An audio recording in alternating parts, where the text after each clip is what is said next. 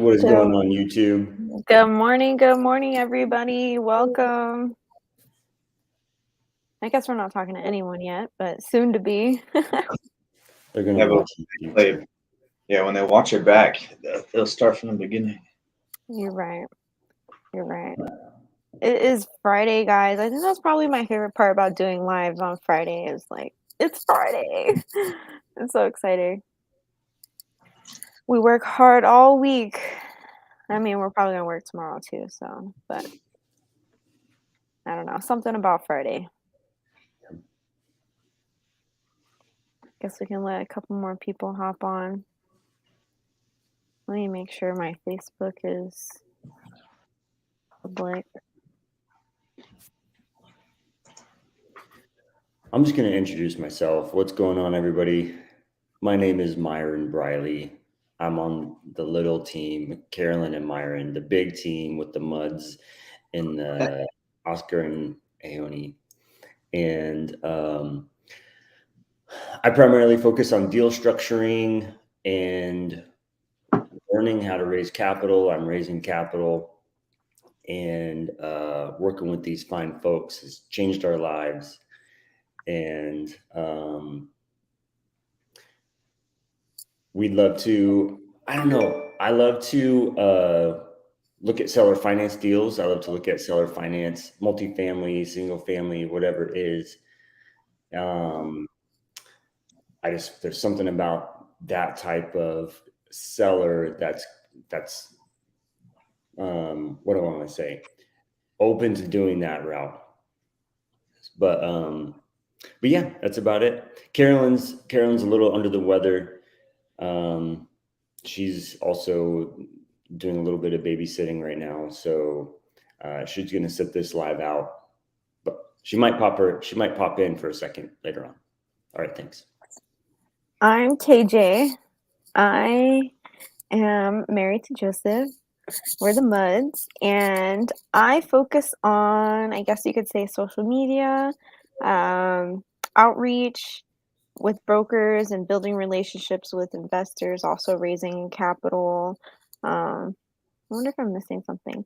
We kind of are, me and Carolyn do the same thing. Me and her are a team within the team. So me and her really focus on like putting ourselves out there, reaching out to people and deal sourcing. So we are the ones who bring the deals in and then pass them off to our amazing underwriters, which is an amazing process that we have to get things done because we couldn't do it without our team. So that's a little bit about us.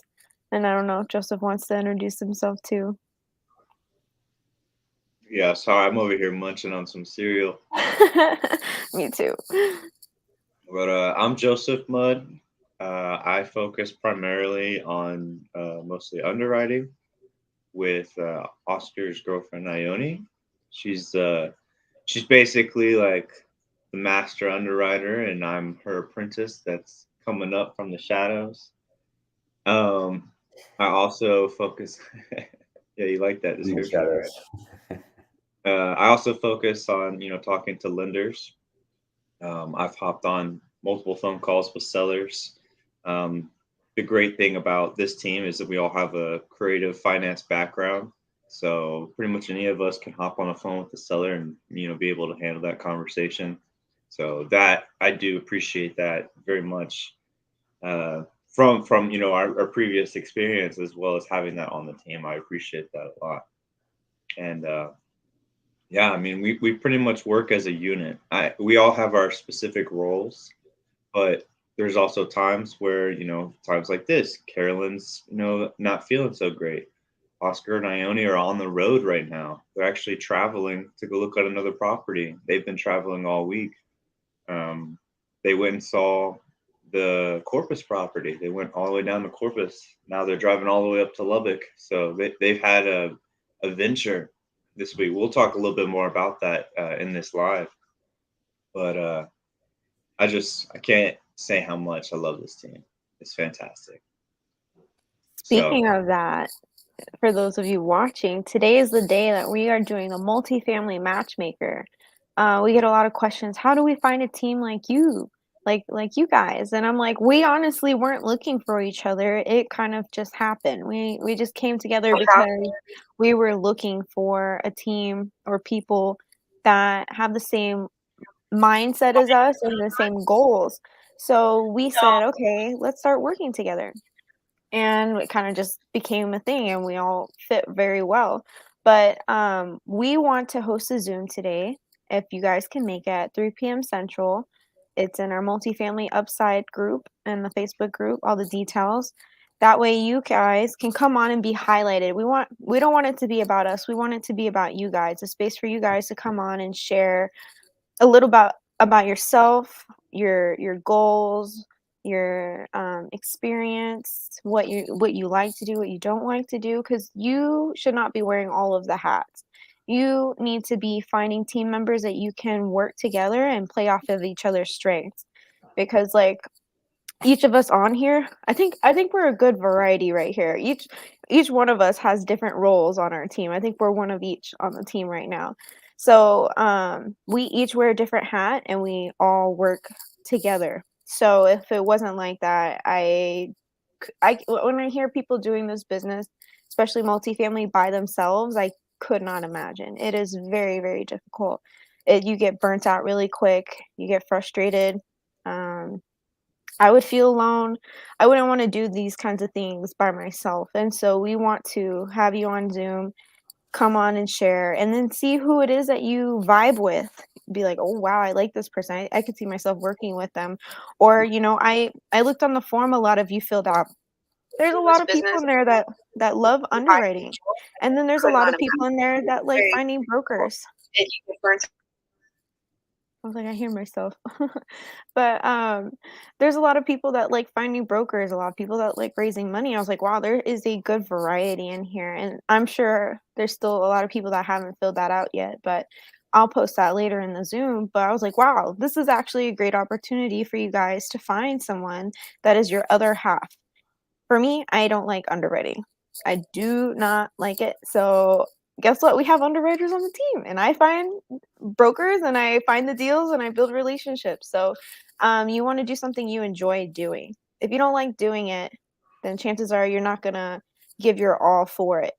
And in this business, we wake up, work, go to sleep, working, dreaming about deals. So you definitely want to enjoy what you're doing, enjoy the people you're working with, because your circle makes a huge difference. If your circle isn't constantly pushing you to be better and positive and exciting to be with, then that's a problem. Like for us, I look forward to getting on Zoom every day. Like on the weekends, sometimes we don't see them on Zoom and I'm like, I miss you guys. Like I miss my team. And sometimes we'll have late night sessions where we're like brainstorming things, and like I just love that about our team, and I want to be able to like provide that for you guys the best we can. And so I'm hoping this Zoom will help y'all later.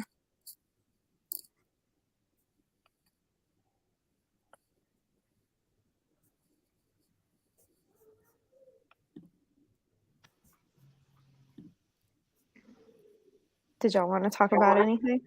Yeah, I'm sorry. I'm over. Like Well, actually, we also have the underwriting Zoom today. So we're gonna be on a podcast. We got asked to be on a podcast today. So normally the underwriting Zoom will go hours. Today we're gonna keep it to just an hour, but Carolyn and I got creative and made it real professional and organized. So if you've been to our previous underwriting Zooms, this Zoom's gonna be amazing. We got slides, we got examples, we got all the details you need. And no one's allowed to share their screen. If you were there last week, you know what I'm talking about.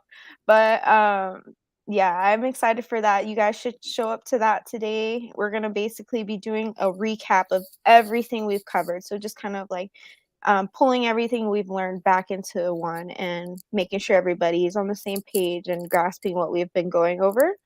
And then what was the other thing? I think that's covering it all. Underwriting Zoom, matchmaker Zoom, and then we're on a podcast today. So we're pretty busy today, but if you guys got questions, you can put them in the chat. But we're about to talk about underwriting Zoom is at 10 a.m. Central, I think, right? 10 a.m. Central. 10 a.m. to 11 a.m. I don't think that's right. I think it's Yeah, it is. no. Oh, That's our time. it's our time. Okay, I'm wrong. 12 p.m. Central. 12 p.m. Central. 12 Central, yeah. Okay, Yeah. I'm over these time zones. Okay. So, which one of y'all want to touch on our big accomplishment this week? What's the big accomplishment?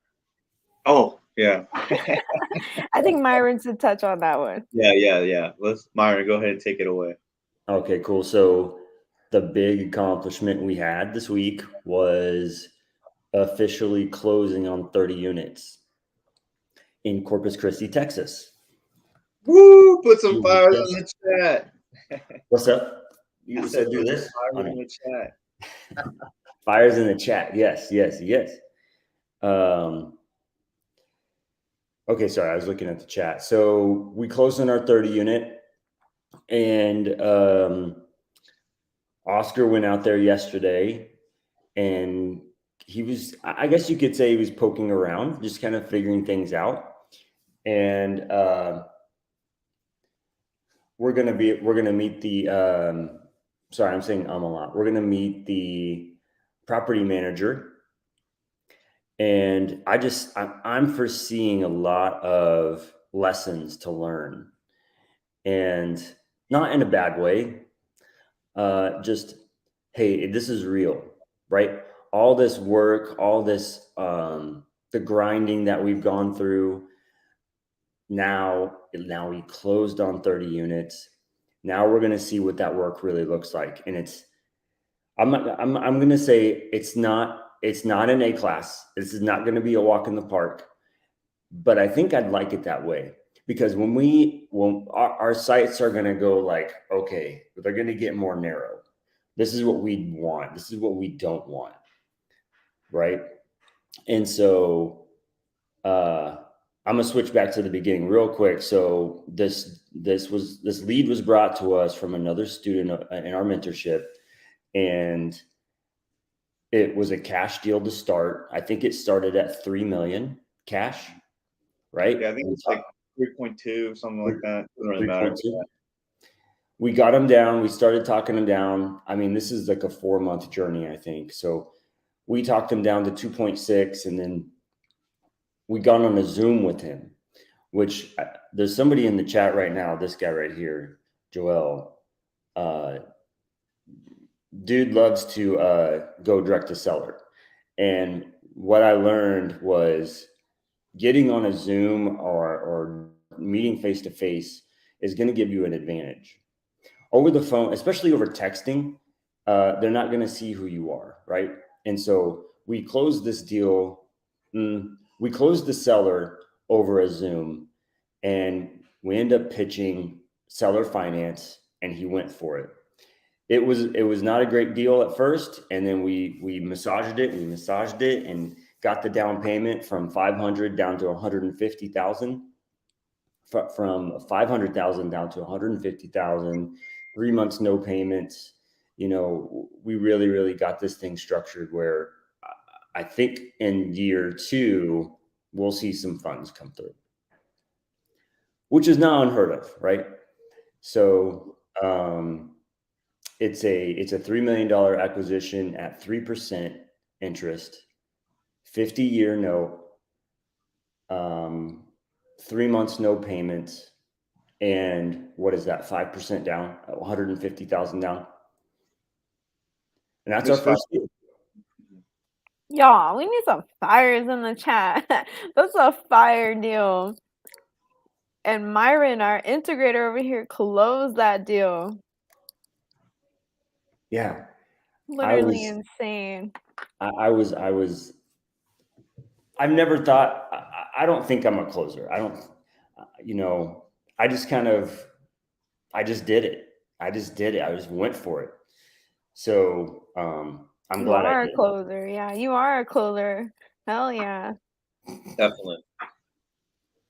That goes to show, Appreciate you just guys. because you don't think you can do it, you can. Myron proved it. That was like the most, like, what's the word? Badass deal ever. And Myron closed that shit. Myron's a badass. Thank you, you guys. That was awesome. I It know, was the now we own. alien that gave him power. That's I so wear this cool. every day now. It's like, alien, give me power. That's funny. Yeah, so But now we own 30 units, which is insane. We went from owning nothing to owning 30 doors. So we couldn't have done that without our team. Like, it takes a team to do this kind of stuff for sure. exactly. Yeah, we like I said, I just want to say this.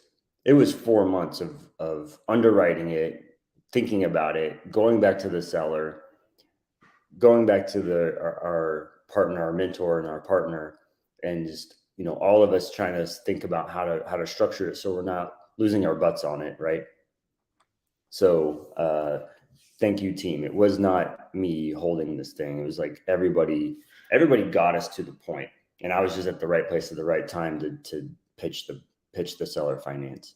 But what I think is so cool, I talk about this all the time, is right now we have brokers bringing us deals. And 4 months ago, they were not. They were like really vetting us, or what's the word? Yeah, they're hardcore vetting us. They were making sure that we were actually legit buyers. Now, within I would say what last month or so, they really have just been talking to whoever will talk to them. So now is the best time to start making these broker calls because they're willing to talk to anybody because people aren't buying. There aren't as many buyers out there anymore. It's a buyer's market. The market has switched. Here's the scales, right? It was a seller's market down here. Sorry, you can't see on the screen. This is heavy on the seller side, and it's switched. Now it's heavy on the buyer side, and eventually it's going to even back out to be a little bit more neutral. But right now, it's definitely a buyer's market. There's less people out there. They're scared of what may come, what's not going to come. So now's the best opportunity to get out there and start, showing yourself as a professional in the real estate realm, make these relationships with these people, whether it's brokers or sellers. It's a long process. It's not like, hey, can I buy your house? And then, next week you close on a house. It doesn't work that way. Right. It's a long process. It's a long process in single family, and it's even longer in multifamily. Mm-hmm. Yeah. So KJ, Joseph, Carolyn, Oscar, like I think pedal to the metal, like kicked butt, and we're calling brokers nonstop, day after day after day.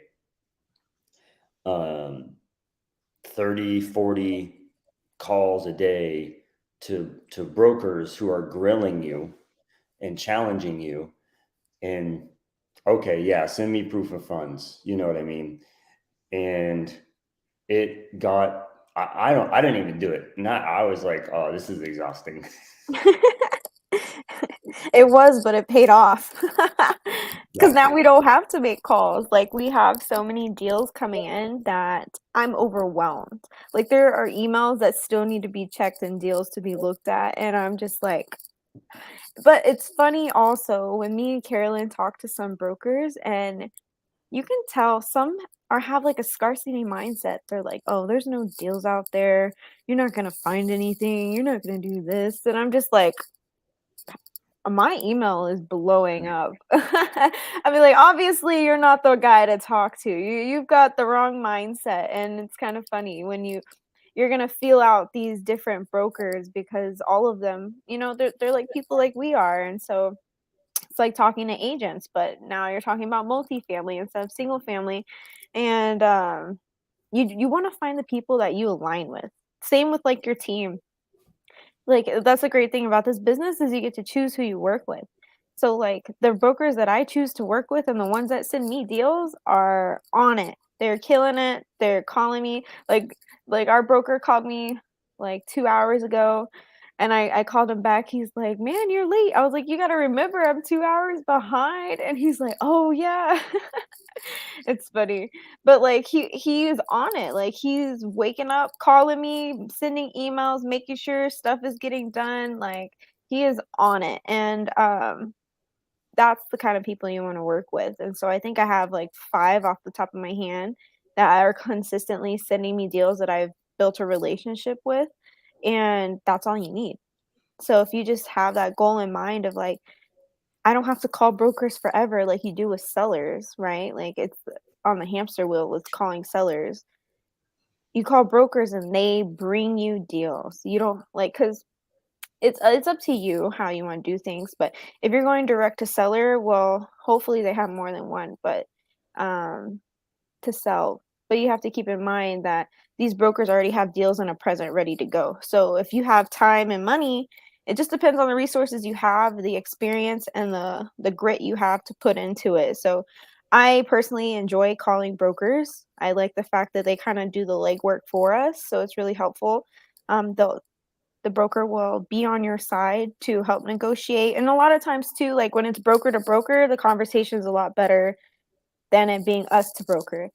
They have their own little lingo, their own relationships they have. So sometimes it's beneficial to have a broker on your side talking for you. So all you gotta do is call brokers, go to LoopNet, search a city that you want to call, that you want to look at deals, and then start building that relationship with them. I know I had someone ask me yesterday, like, how do I do this? So I think me and Carolyn should have a Zoom going over all of this again, what our conversation looks like, how we give, how we show that we're credible, and get over all of the, what's the word? I can't think of the word. Fears, anxiety, No, I don't know. battles. Them vetting you, them not trusting you type of thing. Yeah, we're all on the same page. There was a word I was looking for, but I can't figure it out, but it's okay.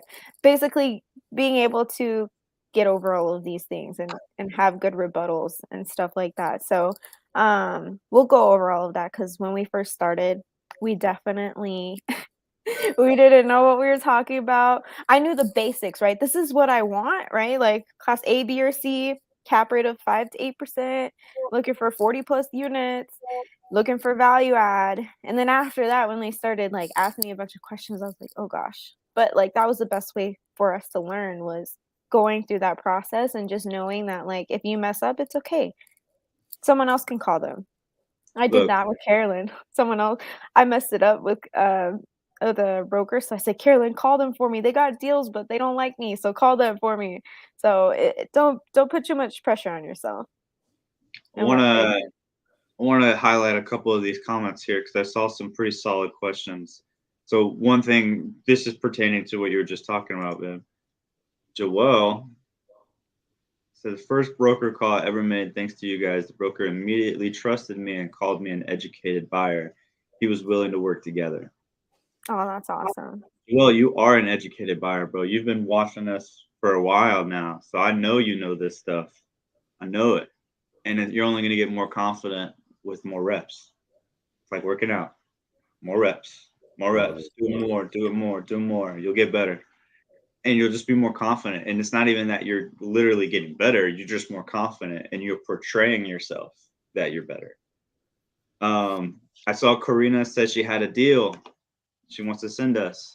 She's asking for the address to send the T12s. So if you go to the Facebook page, in the featured tab, there's a spot that says send us your deal, or here's our Podio link. Just send it to that Podio link and make sure you put in your information so that we can call you back once we've taken a look at it. If you don't put your information, then we can't call you back. And I won't know who sent it.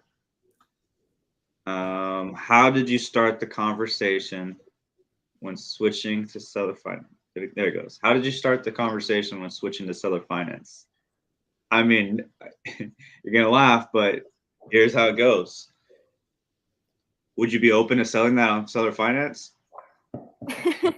That's it. Yeah. And these sellers are a little bit more sophisticated than single family. That's it. Just at point blank. Just, would you be open to selling at seller finance or owner finance? Doesn't matter how you phrase it. They understand what that is for the most part. And if they don't, just explain it. I thought that was called owner finance, right? It's no problem. I promise. You're overthinking it. Yeah, I think in the multifamily space, piece of cake. to do all of these creative things. Like, so much easier to talk to them about it and make things happen because they think like a business. Like, they're business owners, they run it like a business. They already understand how cash flow works, and like they're like, "Oh yeah, that's in my best interest to seller finance. I don't have to pay capital gains." Like, they already know these things and are open to it. It's just whether or not you can make their terms work with your cash flow and taking over. So really you need to be able to underwrite it, because yeah, terms can be terms, but are they good terms? Can you still cash flow paying off your investors, paying off the seller? Is there room? And also having to put money in to fix up the property or whatever it is that you have to do. You have to account for all of these things, because just because someone says, "Oh, I've got a deal for seller finance," doesn't mean it's a deal. And I see that a lot, people posting about it, but it's like, just because you got seller finance doesn't mean it works though. So you have to actually underwrite it and make sure that everything cash flows and that you can still be making money and not be upside down. So definitely keep that in mind. All right. I think this is Joelle.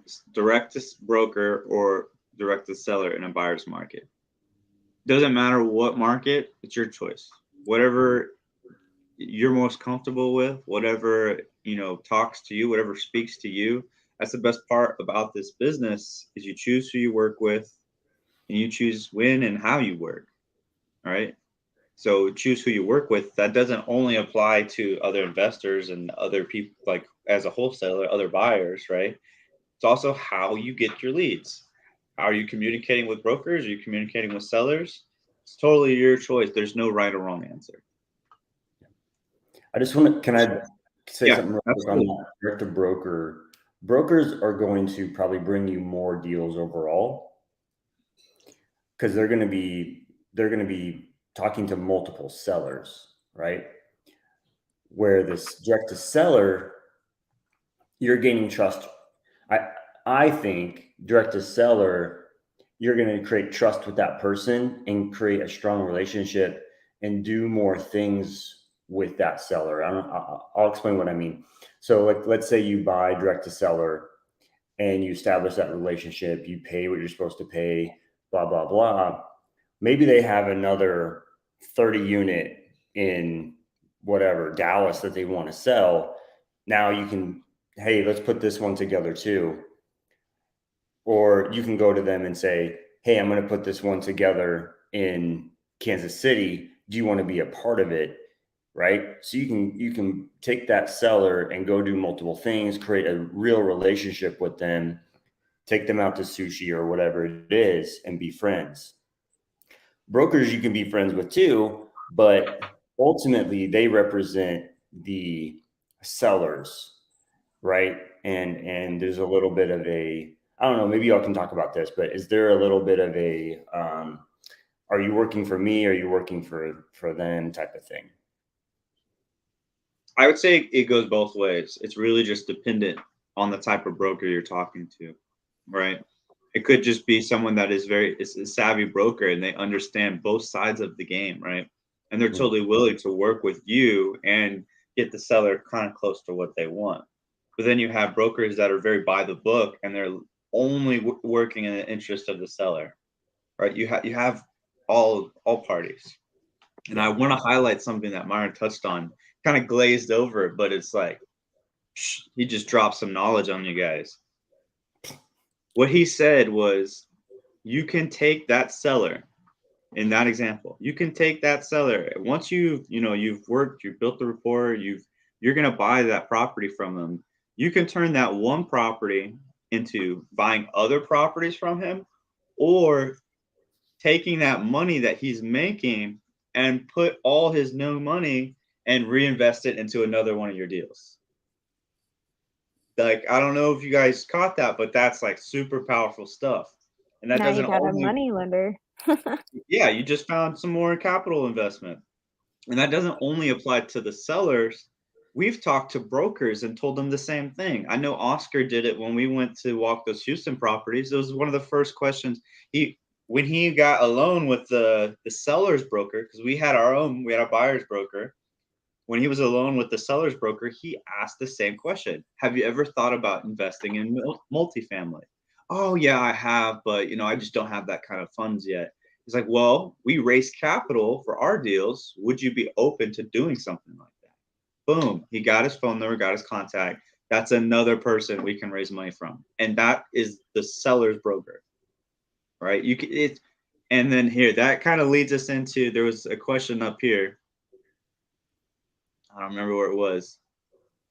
Basically the question, I think it was Andrea, but it was how do you raise these funds? How do you do it? Right? You just talk to people. The more people you're talking to, you're telling them what you're doing and explaining that. I mean, like I said, the more you do it, more reps you put in, you'll get better at it. But that's all you're doing is you're talking to people, letting them know what you do, and providing that opportunity and making that connection.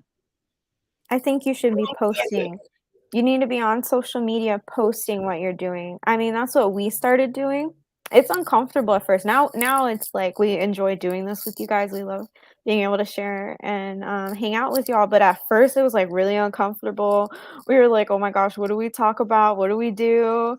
And but doing this has like really put us out there, and people are coming to us now. Like people, I feel like we're attracting the kind of people we want. People are like, "Hey, I want to put money into this. I've got money sitting here for this."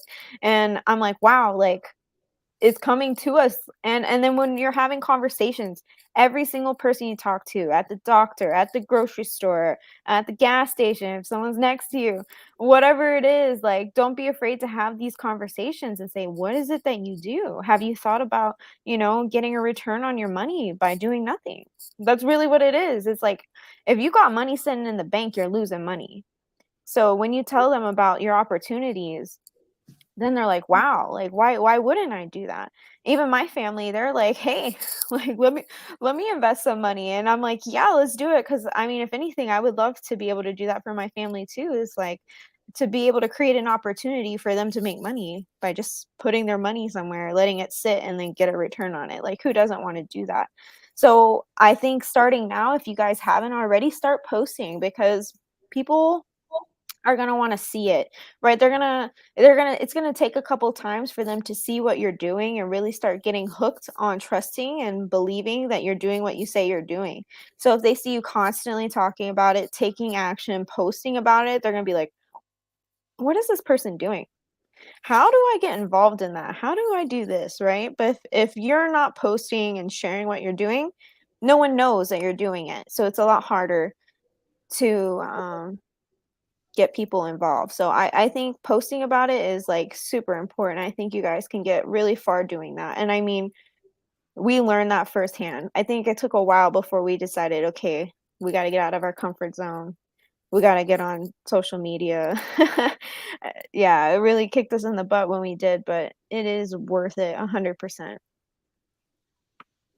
I was thinking for everybody watching, we have a couple people watching now, but what do you want? What's your goal? Make a goal. You can be end of year or in the next year.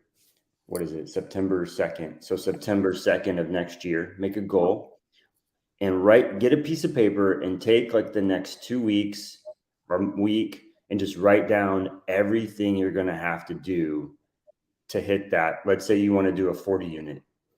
Everything you're going to have to do, write it all down. And then we're going to have a Zoom later today. Okay, like take a minute and do it today. I said a week, but like I'm just thinking now, like we're going to do this matchmaker thing today. I'm going to need someone to do underwriting. I'm going to need someone to help me raise money, find the deals, whatever it is. Write down a few things, come into our matchmaker Zoom later on and start putting that together. But I was just thinking like 40 units, you're going to have to do a lot.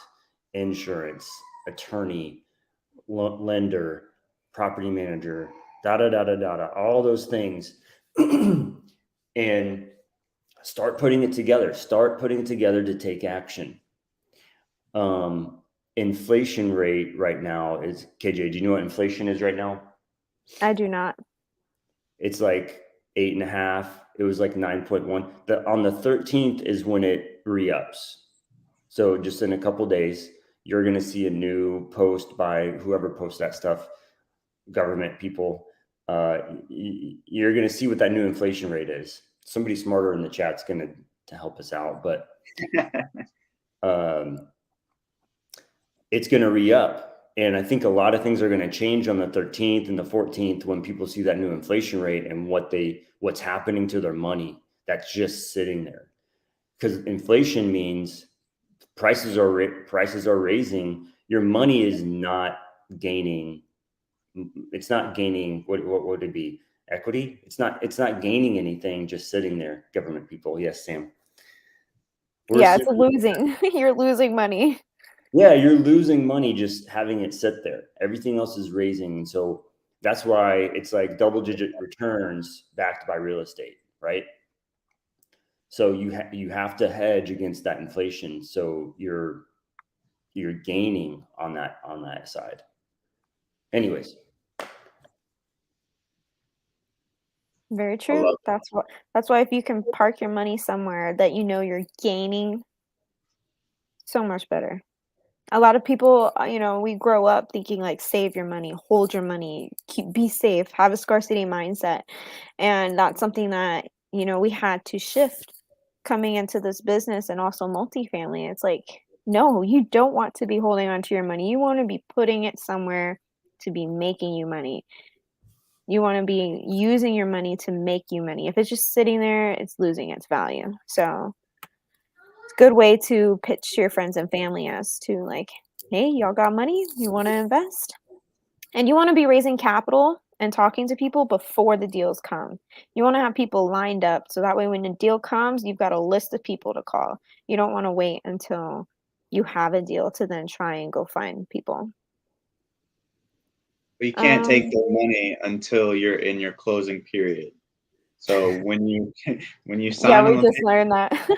when you sign on the contract, the PSA, you have a due diligence period and then the closing period. So after your due diligence period, you can't back out anymore, and that's when you have to raise the money. Just a little tip. Don't touch the money beforehand. All right. Andrea, do you guys call several commercial agents in the same brokerage, or do you choose just one per brokerage? So yeah. Well, first, I'm gonna let you answer, but first, a broker, they own their own brokerage. So we're calling the broker, so we're calling like the head person of their own brokerage. Not all of them have a brokerage though. Yeah, I know, but that's what a broker is. A broker is someone that has the licensing to have their own brokerage, so they can work for themselves. They don't have to be under another brokerage. Some of them choose to do that, but most of them do not. So for me, I go down a list on LoopNet and I don't know who's associated with what. And there are sometimes people work for like the same brokerage, I guess, or maybe different locations. I don't think it really matters, honestly. Everybody's going to hustle differently. And if they bring you the deal, well, then you're working with them on that deal. It doesn't matter about where it came from or who it came from. Like if a specific broker brings me a deal, well, then I'm working with him on that deal. And if a different broker or agent in the same area or same type of brokerage or company sends you a deal, well, then you're working with them on that deal. It doesn't coincide, and I don't think that's anything you should be worried about. I would just go on LoopNet, make sure you put the settings, find a broker, choose a city, make sure you're searching multifamily, and then I think we go down like 30 pages in one area and just call. And you're going to get a lot of people who don't do multifamily. You're going to get a lot of people who have the mindset of there's no deals out there because they're not working. That's why they have that idea. And then you got brokers who like, I've got X, Y, and Z. Like, what do you got? Or like, how can you prove to me? Or, so you need to come off as like, my goal is to close 1,000 units by next July. We're buying aggressively. We just closed on a 30 unit and I want to know what you got. And so, just, you really just going through trying to weed out all the brokers that you don't want to work with and finding those few brokers that you do and then, go from there. It's just like qualifying leads in single family. Exactly. It's exactly what you're doing. So, sorry, I got cereal stuck in my throat. I scrolled all the way up, and pretty much all the questions up there we've already, answered or touched in some way, shape, or form. So we're gonna go back down to the newer ones. And just so y'all know, this is not a Q&A Zoom, but I like answering the questions that you guys have because we want to provide value back to you guys. That's ultimately what we're doing. We could sit up here and talk about ourselves all day. You know what I mean? People love talking about themselves. But what's most important, I believe, to you guys is providing that value. So this question, I don't know if you guys know. I don't know what math. I'm about to Google it right now. This is probably one of the ways that we learn a lot of stuff. I assume that it's, I don't even want to assume it. I don't know what it is. Legal document where you lease an income producing property as a single tenant landlord and sublease to 2 or more tenants to produce income.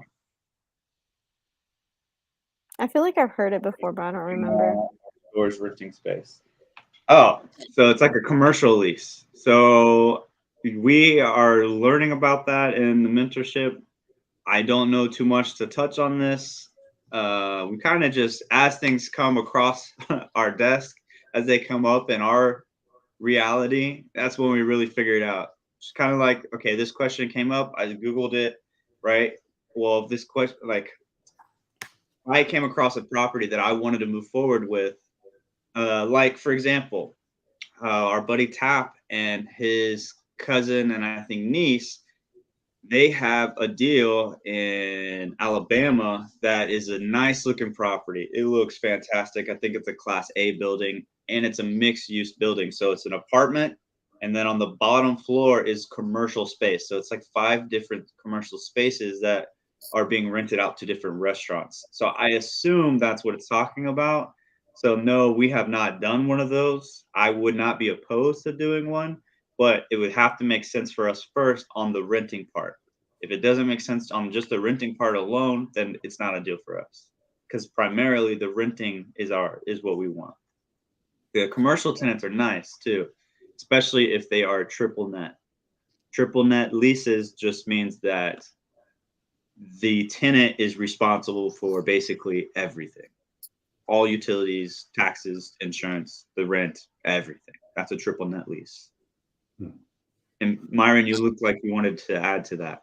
Is a master lease kind of like the seller still owns it? We lease it from them at a flat rate and run the business basically. That may be because it says where you lease an income producing property as a single tenant landlord and sublease to 2 or more tenants to produce income. So when I was my last job and my old job, it was in car washing, and we would buy other car washes for whatever, and then we would sell the land and lease it back. So we would buy a car wash for 3 million, whatever it was.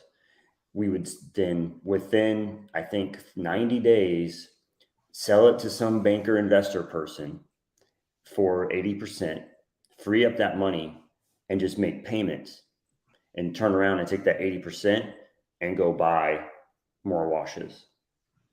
And so I think that's kind of what this is you buy a wash, you buy complexes, turn around and have an investment firm lease it back to you, which is lease to own, a lease back, and go take that 80% and go do more deals. See, we're learning new stuff every day. It wouldn't be, I guess it would kind of be arbitrary. It's like more like a lease option. Yes, Facebook user. I don't see who that person is on StreamYard. This person says, Joel. Oh, it is. Okay, cool. Oh, that's This Tap. is Tap. Right, Yeah, Tap said this. Good morning, guys. Thanks for always adding value. Love you guys. May God continue bless you all with wisdom, courage, and health to fill your purpose. I swear, Tap is like got the best energy. Love you, dude. absolutely. And the best food, guys. If y'all like Hawaiian food, hit up Tap G. Go check it out. If you're anywhere in the Arizona area, go get some Hawaiian food. This restaurant's called Solid Grinds. It's good stuff. Cool. Good So stuff.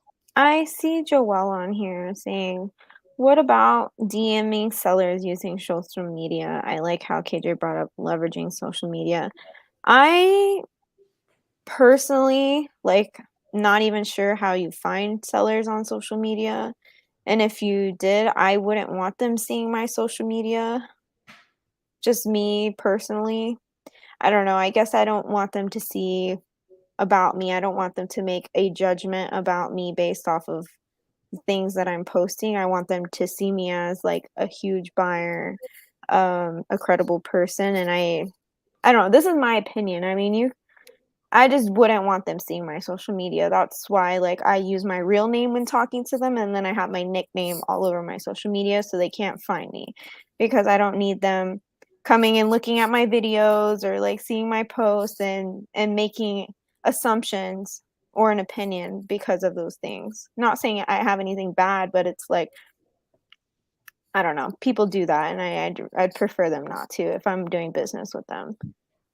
But that's my opinion, and I'm not really sure how you would. I assume that these older people with huge apartment buildings aren't on social media either.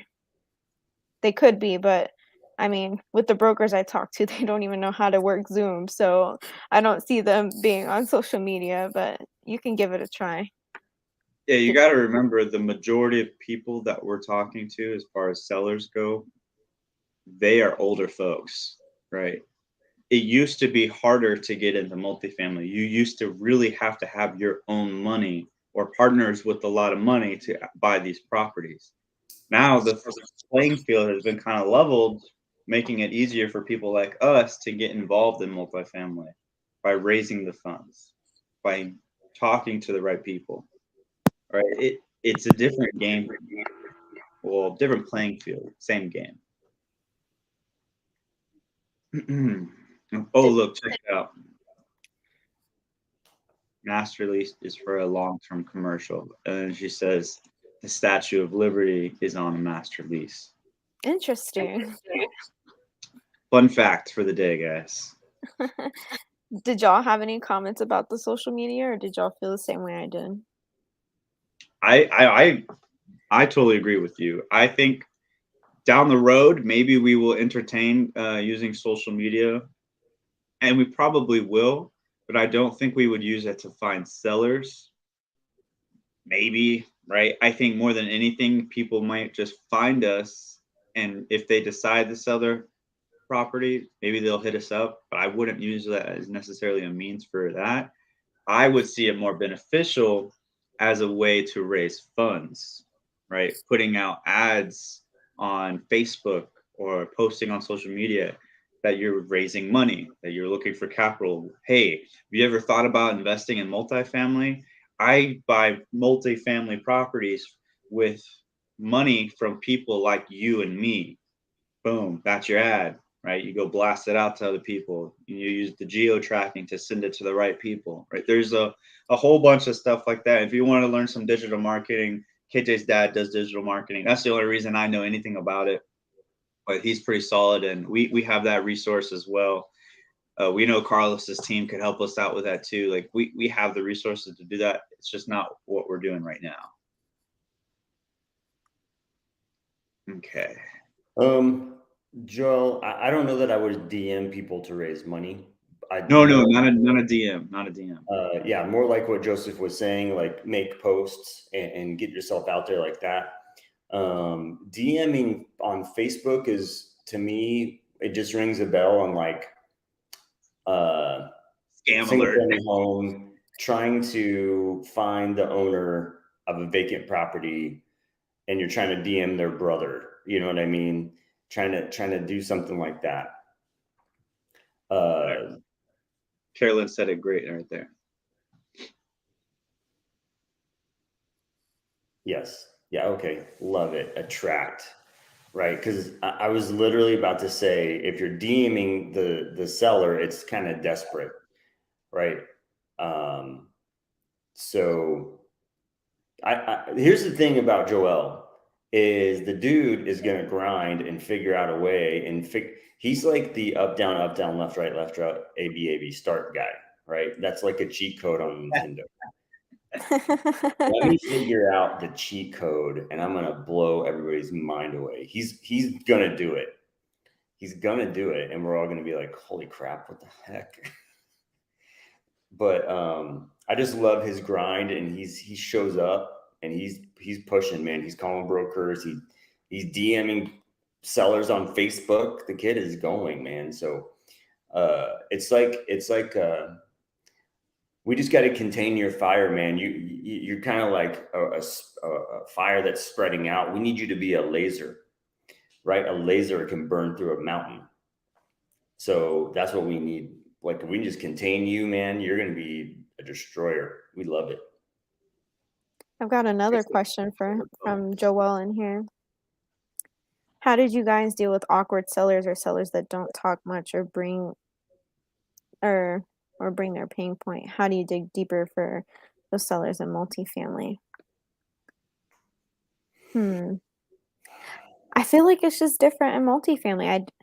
I mean, you guys, if you have a different opinion, but I feel like, I don't know. I guess if you focus on talking to brokers, you don't have all these hurdles.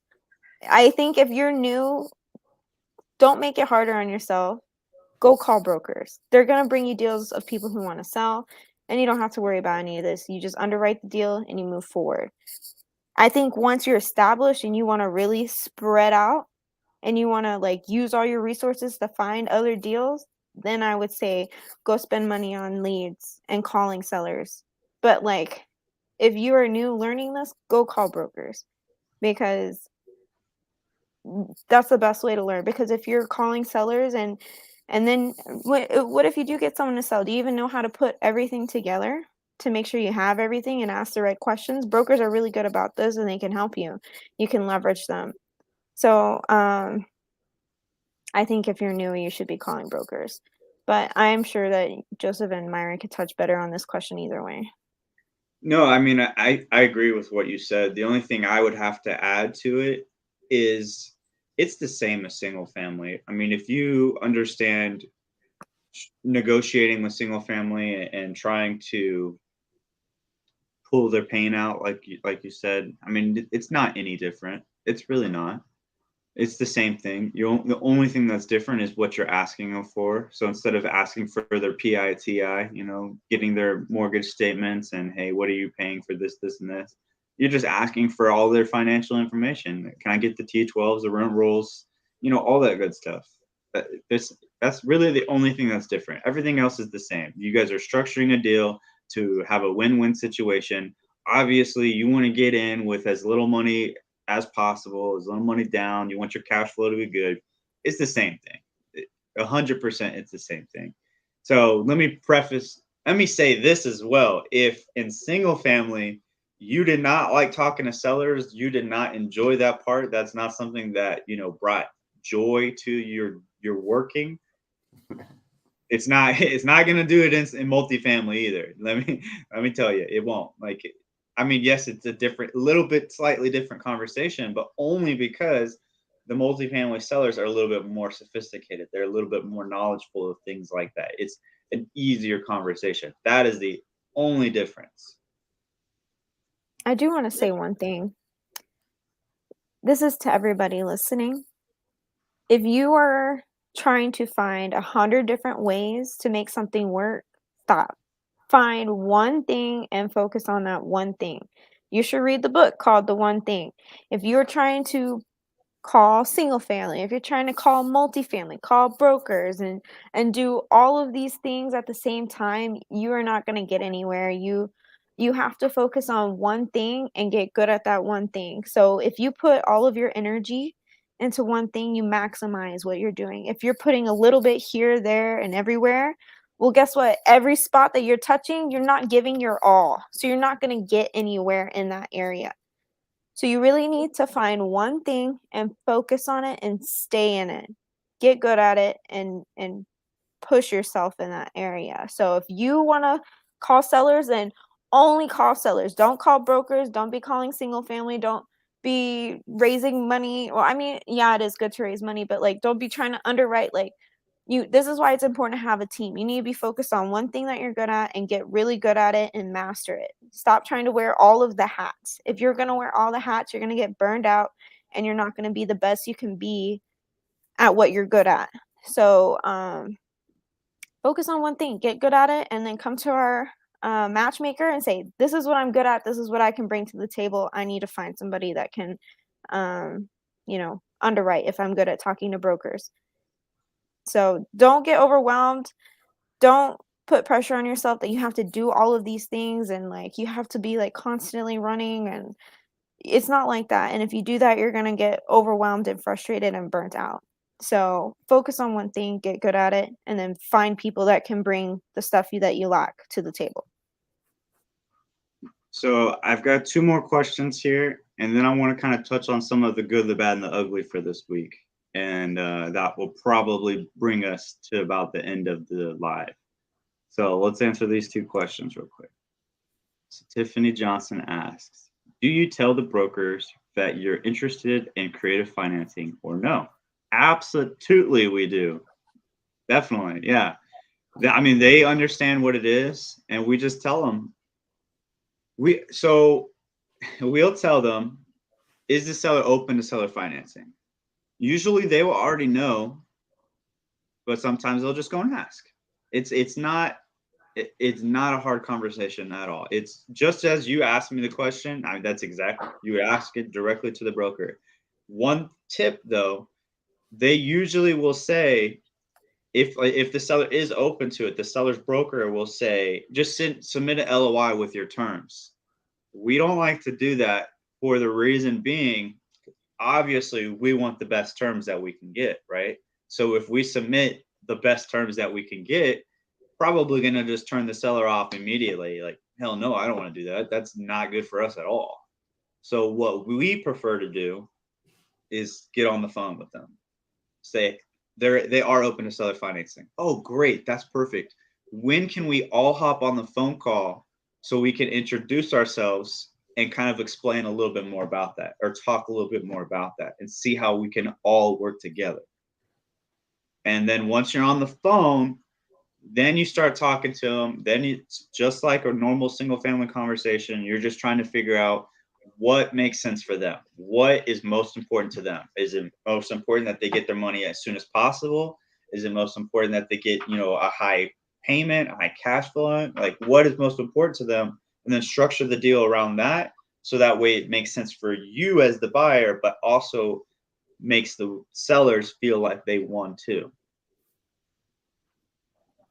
Right. All right. Last question. Oh yeah. Y'all want to touch on that at all? No, I think you got it. Yeah. Okay. You did great, man. How do you answer the question, how do I get my money back and how often? At my multifamily day job, we usually issue distributions every quarter if and when cash flow is available to distribute. I am unclear if you are referring to investors, like capital investors, or if we're talking about sellers. So if you could, I think she's talking about private money. Say it again. Private money. Okay. So it's however you really structure it. It's however you structure it. You could structure it to where they get paid out every month. You could structure it if they get preferred returns and maybe you don't have the cash flow, then you have to pay them. Or it's 100% how you structure the deal. It's whatever you write into the paperwork. When you do the syndication paperwork, all of that gets laid out. You tell the attorney how everything's going to be. They put it into the contract, and that's the contract, whatever you tell the attorney. You might feel like Joseph's skating around, like really answering the question, but he's not, because I'm sure Andrea, is like, it's deal by deal. So what's typical return? Is typical return 12%? It's hard to answer this question because like we'd have to maybe come to the underwriting Zoom and we'd have a better idea of how the capital investor would get his money, his or her money back. And there's just like, hey, this is how we run it. This is how this deal is going to run, because there's good cash flow, so we can give better returns. Or we're asking for more money, we can give better returns. You want to make it attractive but balanced. Exactly what he said before was like, you can't lean all to one side. So Andrew, I think it'd be cool just to like have you talk on this about your day job, and how maybe a Zoom later on where you jump on with us and just, hey, this is what I see, this is what's going on. I think that'd be super cool. Yeah, I think so too. I know she has a lot of experience in this field, so that would be, like she put in the chat, that would be fire. I would definitely appreciate doing something like that. That'd be cool. I want to pull up this comment too. She said, I got a list of multifamily, been trying to skip trace and get direct seller, but with their LLCs, some are a bit difficult to find. So your advice about going to brokers instead would make it easier and more efficient. So I think coming from the single family side, we're kind of trained to do those things. Let's go pull a list. Let's be direct to seller, you know? But it's very true that like, go call brokers. It's so easy. It's like stupid easy. Like I'm not pulling lists. Well, Myron is. That's different. He's doing it. But me personally, right? Like we've got tons of deals coming in, and it's from calling brokers. And the last time I called brokers was like 2 weeks ago. I did it for like a month straight. Put your head down, call brokers. I called 30 every single day for a month straight.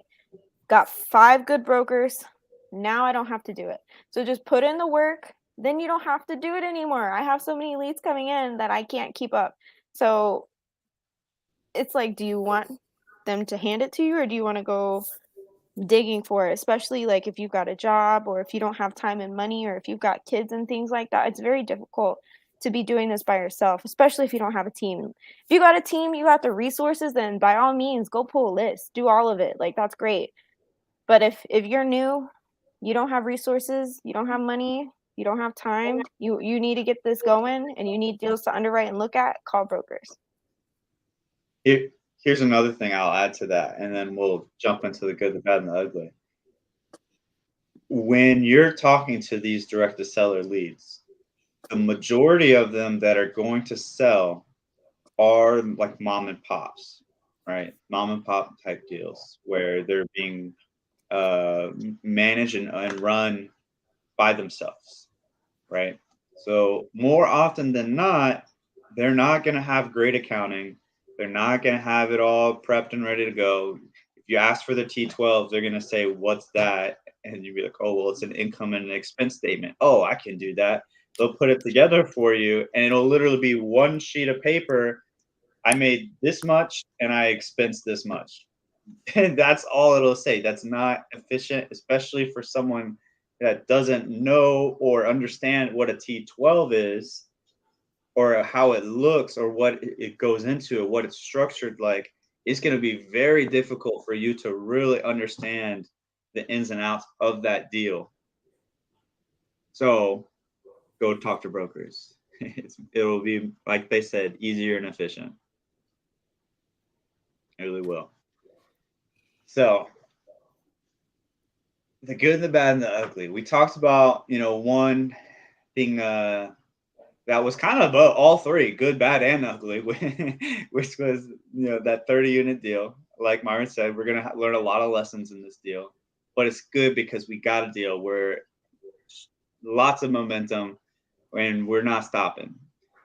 So this week, a little bit about this week. On Monday, we were doing our live, which we host every Monday night.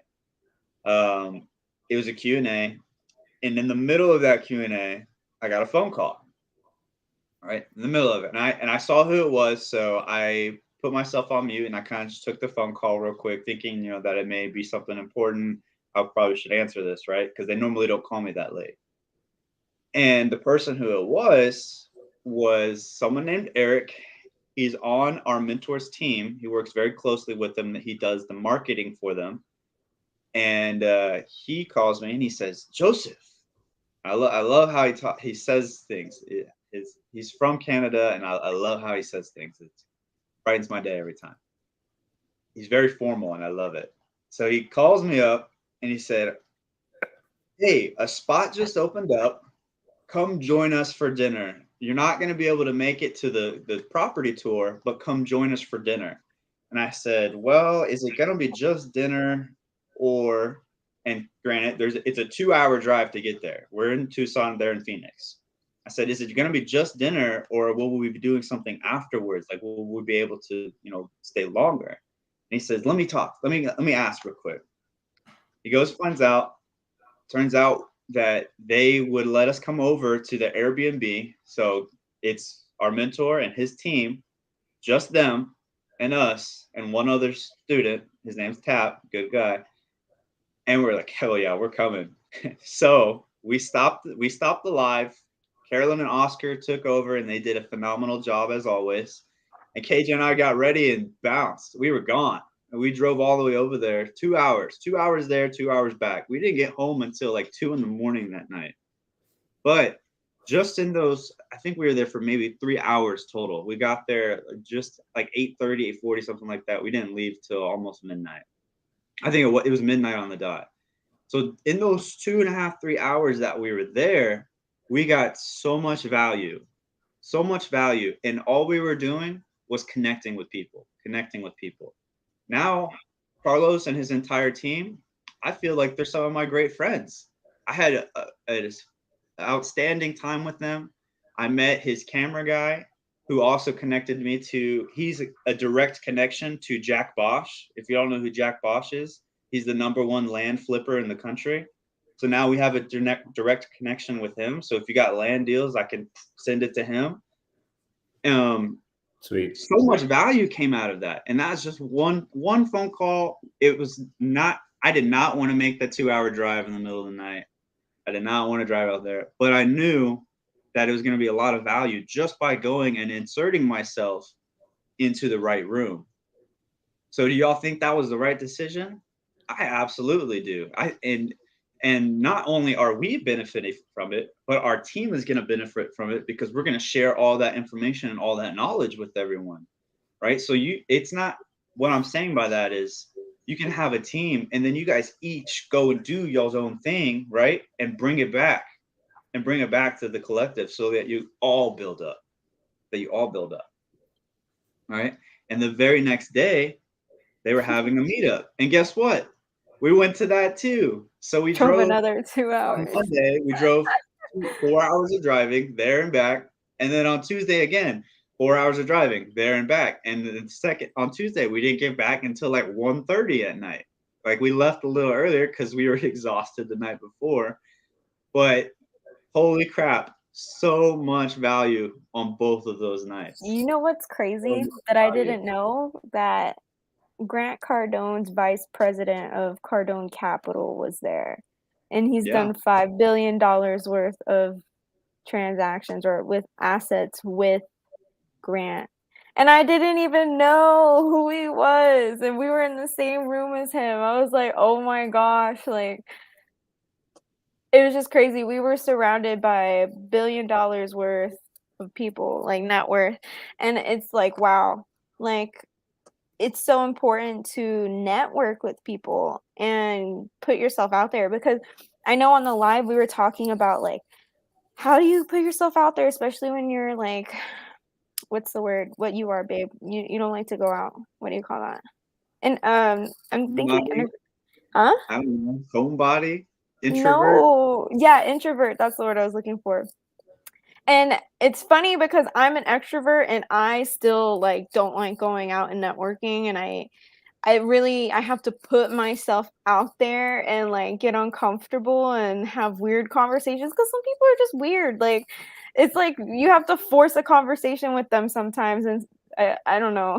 Sometimes I'm awkward, and so it's not just like hard for introverts, like it's hard for me too, and I'm an extrovert, like, so you have to come in with this mentality. I love Carolyn had said about this before, like someone in there could have my next deal or have money for me, or like what kind of opportunity am I gonna miss if I don't go networking with these people? So you have to go in with that mindset. And there was another event going on that same night with Laura Morby and Elena Cardone at the same exact time. But I was like, I know a lot of the people going to that one, and it was pertained to joining EXP Realty and stuff like that. And I'm like, as much as I would love to go network with the people I already know, it's like that's about realtors and single family, and I know a lot of those people. I need to go to an event that I don't know who anyone is, and it's pertained to multifamily.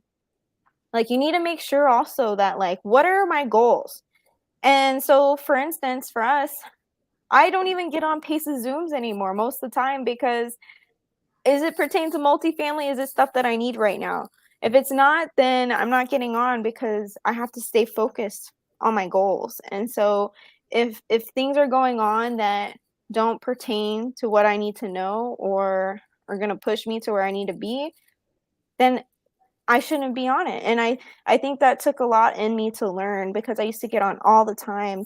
And then I'm like, I need to stay focused. I need to stay focused. And so get in the right rooms with the right people. Like, yeah, I could go network at the other event, but most of those people are probably not going to help me in the way that I need, as if I were in the multifamily room with people who are doing multifamily. So make sure the events that you're going to also pertain to what you're doing and your goals. But on the flip side of that, you could also go to events that have nothing to do with your goals. But if you're doing that, the focus or the goal of an event like that, like say you're in multifamily real estate and I'm going to a solar event or I'm going to, I don't even know what event, a gas and oil event, some kind of anything, right? That has money. And what are you doing? You're telling people what you do and you're looking for money. You're raising capital. You're talking to more people that have money.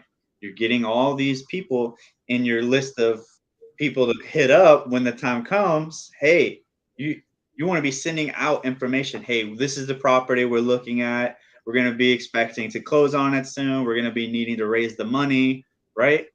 So if those are the two things, go to things that pertain to your goals, meet more people that can help you and bring you up and bring you along, or go with the intention to find more capital at events that have nothing to do with what you're doing. And you'll be surprised because you'll stand out because you'll be the only one there that does what you're doing, or one of the only ones.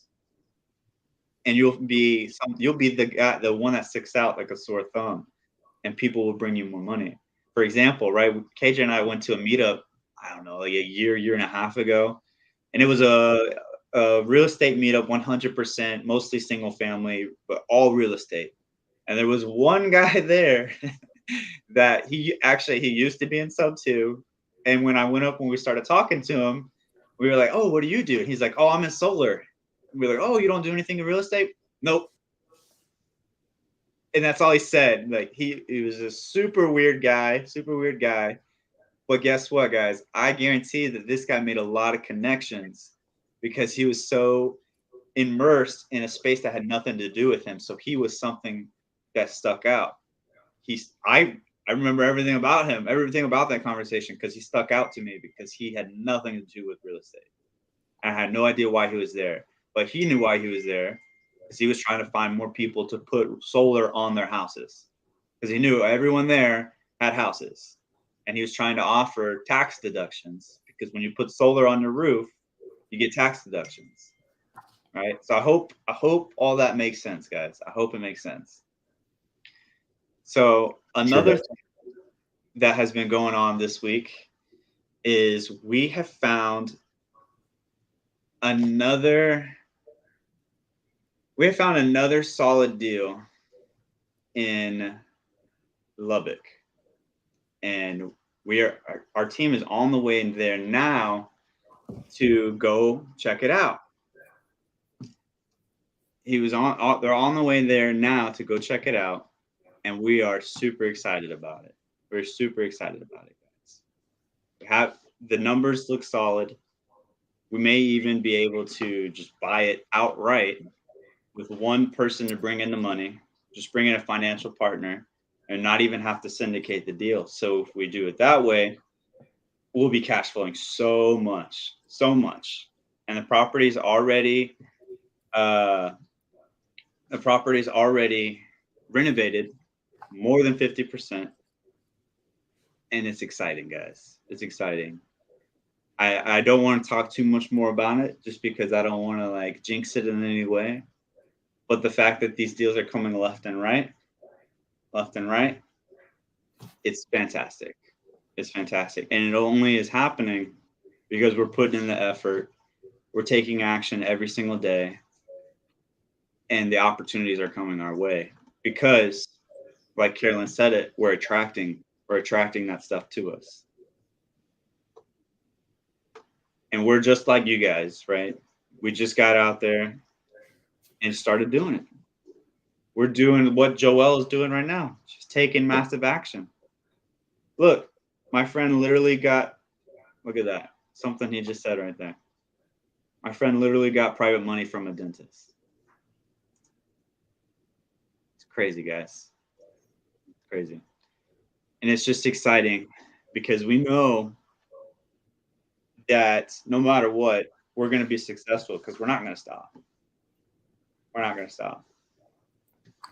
And I hope that the people that are listening, we're inspiring you guys. I mean, that's what ultimately we're here to do, is just bring value and inspire and be a resource for people. Tiffany has a question. Oh, dang it. I suck at this stuff. Okay, how would you structure that if you bring in a partner that has the money, give equity, or just pay back? Yeah, it's case by case. It's however you structure it. It's whatever you do. If they're willing to take just an equal percentage and not do anything, that'd be great. But if they're going to bring in all that money, which it'll probably be like a little over 4 million, if they're going to bring all of it, I mean, we'll probably give them a much bigger portion. I mean, honestly, if they're willing to do it, I mean, we would give them like 70-30. And then once we're able to refinance them out, if that's what we choose to do, then we get 100% of the property, right? It's all up to how you structure it. It's all how you structure it. So Tiffany, I would probably say underwrite it both ways, because if you're paying them back, what's your cash flow going to look like if you're paying them back month by month versus just giving up equity? Then you're saving that, they'll get returns, I guess, just like you all are, just like the equity partners, and get their payout on refinance or exit.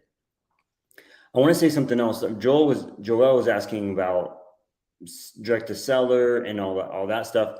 Joel, on bigger deals, I was just thinking of this from what Tiffany just asked.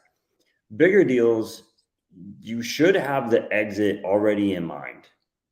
You should have like underwrites. What is it going to look like and how are we going to exit? 5 years, 7 years, whatever it is. If it's smaller units, those sellers are probably going to be holding on to those things for a while. Maybe. It depends, right? So I think what a lot of it is like, get great underwriters on your team that understand what it's going to look like, understand operation, understand what it's look like for exit. How much are we going to make on the backside? How much are we going to make a month? What is it going to take to cash flow? Like, it's all of these things put together, right? We have to structure it. The underwriters they need brainstorm sessions too. Like I don't know about you, Joseph, but like if you just sit there in front of a spreadsheet, for me, it like drains all of the energy out of my body. And then I have to go and like, okay, let me just talk about this and decompress and blah, blah, blah. Got it. Okay. Now, okay, wait, look, blah, blah, blah, blah. Like underwrite it, maybe a tweak, right? And so it takes a team to do all parts. So, Anyway, I started rambling. Sorry about that. Go ahead. No, you're good, man. You're good. What you said, absolutely true, right? I love underwriting. Don't get me wrong, but if I sit, I'll be up here for hours. I'll be up here for hours, sitting in front of the same screen, just tweaking all these little things, changing the numbers. Every time I do one thing, it changes the whole algorithm on it. Everything changes. I change one little number, the entire thing changes, right? So when I'm just sitting here doing the same thing all day, it gets kind of tedious. It gets, like you said, draining. So it is nice to be able to kind of disconnect for a little bit, maybe hop on the phone, talk about what I've been looking at, what I'm seeing. And our late night brainstorming sessions, man, I'll tell you, there's some great ideas that come out of there. And it's so nice, it's so nice to have other perspectives. Because when it's just you by yourself, or maybe you and one other person, you only have those perspectives, right? Right. And if you don't have, with only those perspectives, you're only going to think one way or the two ways that you have. If you have all these other options, like us, we have 6 different options. And sometimes we get other people involved. Hey, what do you think about this? Hey, what do you think about this? You're able to think about it even more clearly. Or maybe they say something that makes you think a little bit different, and a whole different idea pops in your head. And now you figured out a way to make the deal work. And I love it. Love it. So, guys, one last announcement. Come to our Matchmaker Zoom at 3 p.m. Central. If you haven't joined our Facebook group, join it. That's where all the information is. And then our underwriting Zoom is going to happen in 30 minutes. Be on time, guys. We've got an hour. We got to be sharp on an hour because we've got a podcast we've got to be on. So we've already got everything organized for the underwriting Zoom. Just hop on in and we will get started right away. So we look forward to seeing you guys there. And if you want a team, if you need to find your other half, make time to come to that multifamily matchmaker Zoom today. I think it'd be very beneficial. If you don't know what I'm talking about, join this Facebook group. All the details are there. Love it. Thanks, everyone. Appreciate you guys. All right. Bye. Bye.